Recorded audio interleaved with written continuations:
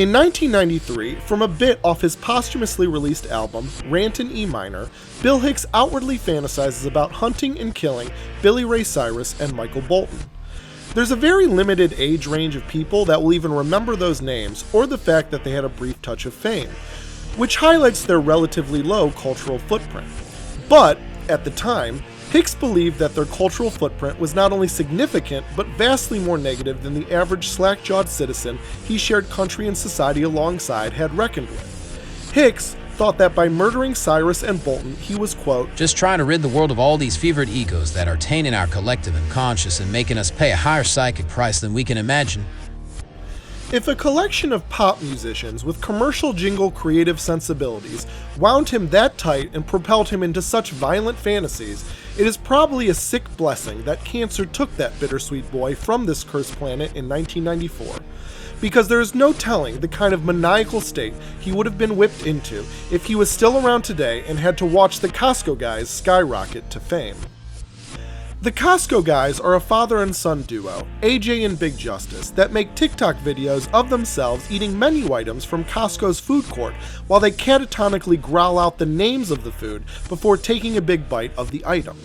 AJ, the father, is a synthetically hulking, disturbingly hairless man with a face that is wildly expressive yet doesn't seem to be asserting an actual, recognizable emotion. Looking into his eyes is like being screamed at in a dead language. Never has nothing been conveyed so loudly. Big Justice, the son, is a saccharine sweet tween boy who has a body rapidly clogging up with the remnants of a diet rich in chemical-based foodstuffs and a mind even more rapidly piling up with trauma. When you watch Big Justice choke down his umpteenth chicken bake, you're watching someone get absolutely tortured for your pleasure, and their only discernible skill is the ability to feign enjoyment of what they're going through. It would seem that the impulse that drives people to watch these videos is the same impulse that drives people to Tijuana to watch a woman get fucked by a donkey. You can imagine an older, fatter, chicken-baked crippled Justice at a support group meeting for children who are abused, recounting the stories of him and his father, recording videos at the height of their virality, and bringing men who were brutally molested by their uncles to tears as they cry in gratitude that their childhood torment was so tame in comparison. A Costco Guys video makes Vanilla Ice look like Mozart in comparison and makes you long for the days when the people receiving seemingly unwarranted fame and fortune were mediocre talents with uninspired taste.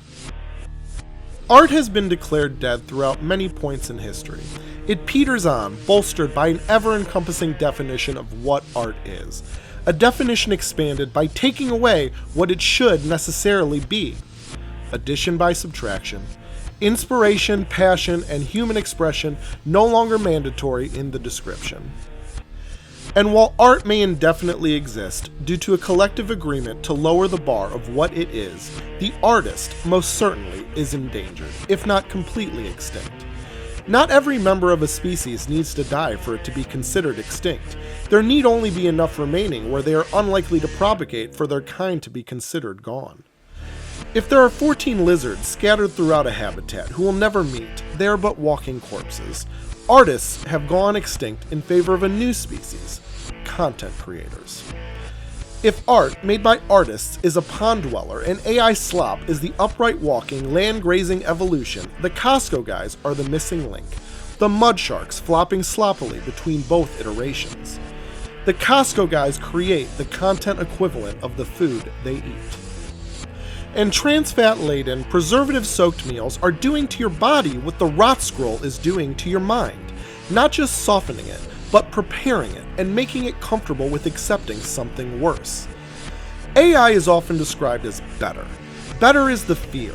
People will comment, one day AI will be better at making music than a musician. If you actually calibrated your brain properly, you'd know that's not possible. It can only be better if what you value from music is an ability to be precise and dictated and have the ability to churn out product quickly. And if that's what a majority of people are trained to appreciate, then you shouldn't be in fear of AI. You should instead be terrified of the collective dulling and mechanizing of the aggregated human spirit. You shouldn't be focusing on what was made, but why it was made. You may marvel at the beauty of a work of art, but if you're really appreciating it in a truly soulful way, you're appreciating the impulse to make as much as the conclusion of that impulse. And while art used to be a vehicle to transmute feeling between artist and appreciator, that link has now been replaced by a siphon, installed by groups of infidels, inserting themselves into the exchange to collect sentiment and extract value. Art galleries and performance spaces are all being replaced by a variety of slot machine-style apps and apparatuses seeking to casinoify the experience, separating everybody under the guise of connection. And no longer are the heathens behind this new order content with pushing your buttons, they want to install them. They want to put a giant green one with a dollar symbol on your forehead and smash it over and over and over again until coins start falling out of you like you're Sonic the Hedgehog running into a bed of spikes. While Bill Hicks was able to surmise the present in 1993, David Foster Wallace was able to seemingly predict the future in 1996.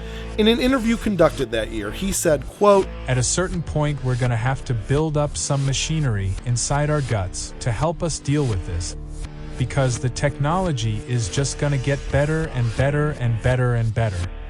And it's going to get easier and easier and more convenient and more pleasurable to be alone with images on a screen given to us by people who do not love us but want our money. Which is all right. In low doses, right? But if that's the basic main staple of your diet, you're gonna die. In a meaningful way, you're going to die." And that is a fitting note to summarize the current moment. A bleakly hopeful remedy for the modern condition, said by a man who would kill himself 12 years after he said it. But if letting a trite but inexorable truth bang around inside your head is at all a salve, then remember this: they can only take what you give them.